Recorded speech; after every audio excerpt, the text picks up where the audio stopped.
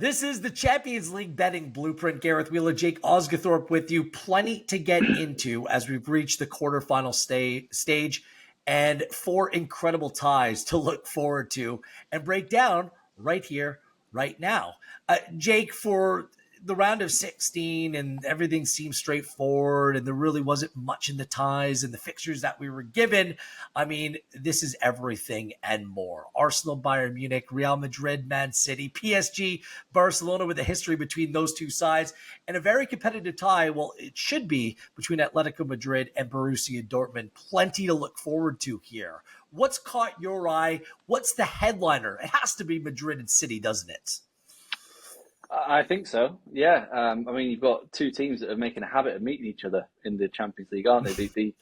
They met each other in the semi-finals last year, the year before, and the winner of that tie went on to win the title on both occasions.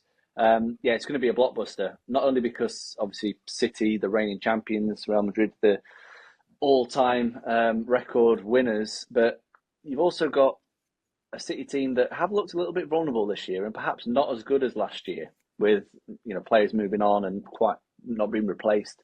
They got Real Madrid team. They're actually improved based on year. They got rid of Benzema, but they've also brought in some bloke called Jude Bellingham who's not bad at football. I think that tie definitely leaps off the page. And if we're just looking at futures in the to advance market, which is available on Pinnacle, I think there's some value in taking Madrid at plus 166. I really do. I mean, if that's not for you, if you think City will get the better of the Etihad, then I would absolutely recommend backing Real Madrid to win the home leg at plus 195, it's a bigger number. Obviously, you needed to do it in 90 minutes instead of over 2 legs. But, we're talking about a Real Madrid team that are unbeaten in 35 matches when we're talking 90 minutes. They've won 27 of those in all competitions. They're a very stubborn defensive team. They're back to near full fitness. I think it's only Thibaut Courtois who's absent from a projected starting 11, and they've just got so much variety in the squad to be able to play in so many different ways. I think they could cause City some serious problems, and potentially the biggest factor for me ahead of this first leg is Real Madrid have only played once since the international break. City will have played 3 times, and we know Pep rotates, so players will perhaps not be as tired as if they were playing every single game, but still, that's a huge advantage to Madrid in my mind. I'm totally with you. The Spanish sides, Barcelona, Atletico Madrid, they have more than a week off to build towards these competitions. Meanwhile, their opponents, they've loaded up on domestic football. And that's why this one, even for the first leg, Madrid and City, Madrid to win at plus 195 seems a decent number. They're actually a little bit of an underdog in this game at home playing against Manchester City. Can you explain that? It's tough to bet against Manchester City from at least coming away with something in this game. They haven't lost in their last 24 in all competitions, but this is a tough trip away from home. And some injuries have popped up for Pep in his squad at the wrong time. Kyle Walker is going to be touch and go for next week as well. I think he's a really important player to the City team, especially playing down that right-hand side, dealing with the pace of Vinicius Jr. I mean, Vinny Jr.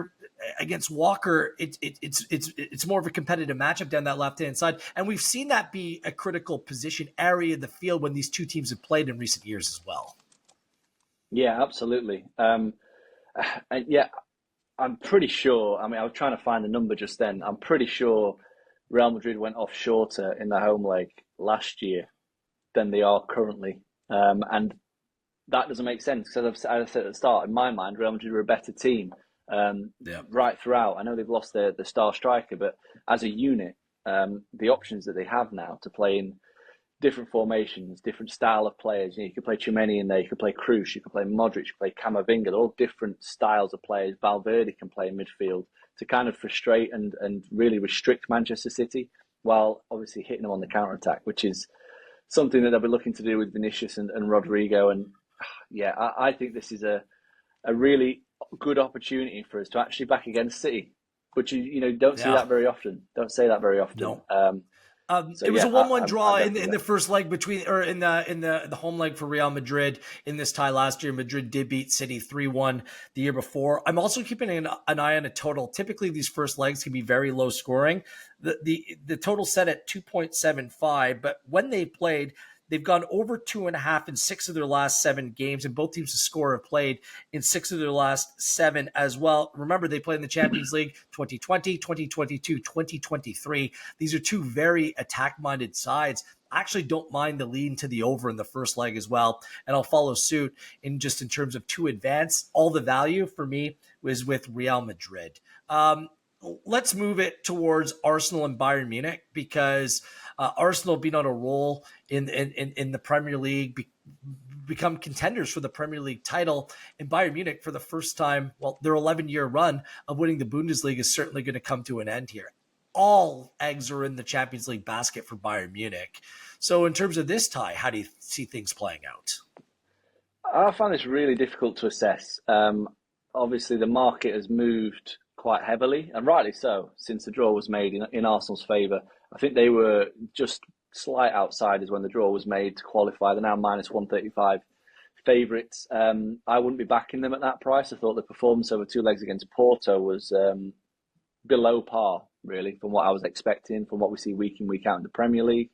But at the same time, you just can't trust Bayern Munich at this moment. You just can't trust them. Their starting 11, it's starting to get back to full fitness, which obviously gives them a chance of beating anybody on the day. But yeah, I actually think the way I would look at this, it's a really difficult one, because I know Arsenal and Arteta will probably want to play to limit Bayern Munich. They'll probably treat them a little bit like a Man City, because they have the firepower in attack. Your Sane's, your Gnabry's, your Musiala's, your Kane's, to really hurt them. So they'll not want to give up too many chances. So I was looking at maybe taking the under. But when you've got Eric Dyer at centre half for Bayern Munich, potentially, I mean, Kim Min-jae and Upamecano could also play, then you are still going to get chances. So I probably would look at this first leg. I'm not touching the to advance market, but I probably would look at this first leg and back Arsenal to win at minus 124. I think that's a decent number. Just wanted to put this out there. The last 3 times these two sides have played, it's ended 5-1. 5-1. Yeah. Bayern beat Arsenal 5-1 the last 3 times. Twice in 2017 and once in 2015. So there have been goals in this fixture. A reminder, Harry Kane has scored more goals against Arsenal than he scored against any other club side. He scored 14 goals against them. I think it's going to be a really difficult matchup for Arsenal, to be honest with you. I think that the pedigree, the experience that you need in the Champions League, it's something that Bayern Munich has in spades. At plus 309 in this game, this is a huge number. They're a massive underdog, a Bayern Munich side that's done very well in the Champions League this year, despite the domestic form being on a wobble. I think they had an easy group, though. Come on. They played Man United. It was a walkover. That's fine. That's fine. Look, plus half a goal at plus 103. So if it's a draw on plus number, I could see this game very well ending in a draw, and Bayern Munich being able to keep this close at a plus number, Jake. I mean, that's just too good for me to pass up. Again, I'm going to stay away from to advance, but maybe I shouldn't. At plus 111, Bayern Munich to advance. If we're going to back them to come away with a draw in the first leg, certainly when it goes back to Munich for the second leg, they'd be the big favorites in that one. So, yeah. I mean, this is it for Bayern Munich. The context matters. Yeah, I get that. I do. But this Bayern Munich team are just not as good as, or they don't live up to the name of Bayern Munich. You don't have to look at their recent results in the Bundesliga, especially away from home. I mean, they lost to, obviously, Leverkusen got smashed there, lost to Bochum, and then drew with Freiburg. And then recently they lost at home to Dortmund. I mean, this is just not the juggernaut team we're used to seeing. And I don't, obviously the odds reflect that, with Arsenal being short favourites. But yeah, they are an extremely untrustworthy side at this moment in time. And yet they went to Lazio in the first leg in the last 16 and lost. And Lazio were a far inferior team to Arsenal. Still a lot of reason. Tuchel versus Arsenal as well. This one could really go either way, but I do think that if you're looking for some value, backing Bayern Munich could be the way to go. Just have a few minutes left. PSG and Barcelona. I mean, the history between these sides is incredible, and the pressure, especially on PSG, to come away with something here is immense. Is there a bet to be made in this tie? Well, first off, I'm extremely surprised to see Barcelona as outsiders to qualify in this game. I'll definitely be making a play on Barca to advance at plus 107. In terms of the first leg, under 3 goals strikes me as huge value, -120. Barcelona absolutely fantastic away from home in the league this season, and overall, away from home 22 games, lost just twice, and in the Wild. Liga they're actually unbeaten away from home, and they've got the best expected goals for per game, the best expected goals against per game. And I do think I just want to call this out for because it's a really cool stat in terms of the two advance. Like PSG, they're top of Ligue 1, but Brest are currently second in Ligue 1, and they were plus 5,000 just to finish in the top six at the start of the season. So they were nowhere near. So that kind of shows you the quality of the league that they're currently playing in. The XG process makes for even worse reading. Away from home, they have the third worst expected goals against per game in Ligue 1. I mean, I know we're not going back to the new camp because that's under renovation, but Barcelona will be fancying their chances big time of exploiting what is a very, very weak defence, especially on the road. I mean, they've lost 4-1 at Newcastle, lost 2-1 at Milan, drew 1-1 with Dortmund, only just edged past Sociedad. I think Barca should be favourites to qualify. And my bet in the first leg is going to be the unders because I think Barca will keep it tight. That solid defence. Yeah, I mean, the underlying numbers when it comes to PSG, it's just startling in terms of their domestic play, but maybe it doesn't matter. The only reason why I'm wary is Barcelona hasn't been great away from home in the Champions League, although they've been an absolute dynamo in La Liga. 1-1 at Napoli. They lost at Donetsk and Royal Antwerp. That was the final game. Didn't matter much, but just something to keep in mind. I think, again, Barcelona on the spread, plus half a goal at -109 for the first leg. That would be my best play in terms of this fixture as well. Really quickly, Atletico Madrid and Borussia Dortmund. It's weird because Dortmund's been a really good away side overall, yet you think about the strength and the fandom that they have at home. Two really difficult places to go in this fixture. Do you have a bet for this one?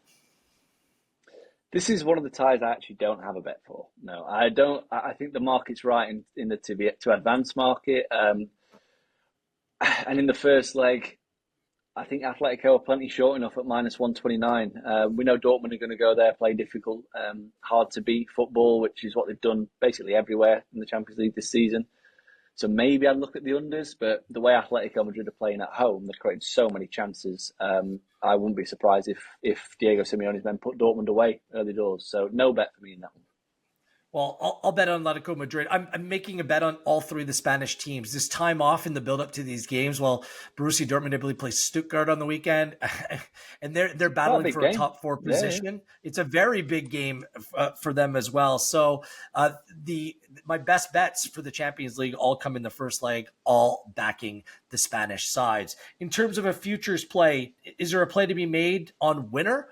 Because Real Madrid, like the two top teams, Real Madrid and Man City going toe-to-toe, that could open the door for more of a value play to be made.